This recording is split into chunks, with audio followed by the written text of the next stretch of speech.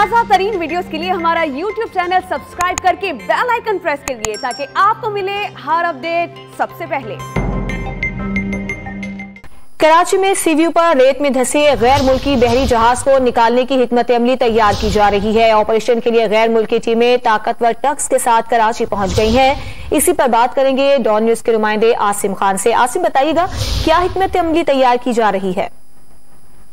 जी, कराची सी view के साहिल पर गैर मुल्की माल बरदार धंसे जहाज निकालने के लिए ऑपरेशन जो है वो शुरू कर दिया गया है। तमाम अभी इसकी हिकमत अमली मुरतब की जा रही है। गैर मुल्की टीमें यहाँ पर पहुंच चुकी हैं। आज उन्होंने सुबह विजिट भी किया है और कुछ इंस्ट्रक्शन भी दिए हैं, जिसके बाद आप देख सकते हैं कि यहाँ पर हम देख रहे हैं कि अमला जो है वो मसरूफ अमल है। कुछ खंदकें खोदी जा रही हैं, पानी का बहाव बढ़ाया जा रहा है, क्योंकि जराए ये बताते हैं कि दो ताकतवर ट्रक्स जो है वो मंगाए गए हैं मुत्तहिदा अरब अमारात से, जो इस जहाज के करीब ही मौजूद हैं और वही इस जहाज को जो है पानी में दोबारा धकेलने की कोशिश करेंगे। ताहम कोशिश ये की जा रही है कि ऊंची लहरें हो, तेज बहाव हो, उस दौरान जो है ये ऑपरेशन शुरू किया जाए। गैर मुल्की निजी कंपनी है ये बहरिया मेरीन सर्विसेज, जिसको ये ऑपरेशन को सरअंजाम देना है और केपीटी और नेवी के माहिरीन भी जो है उनके हमरा होंगे।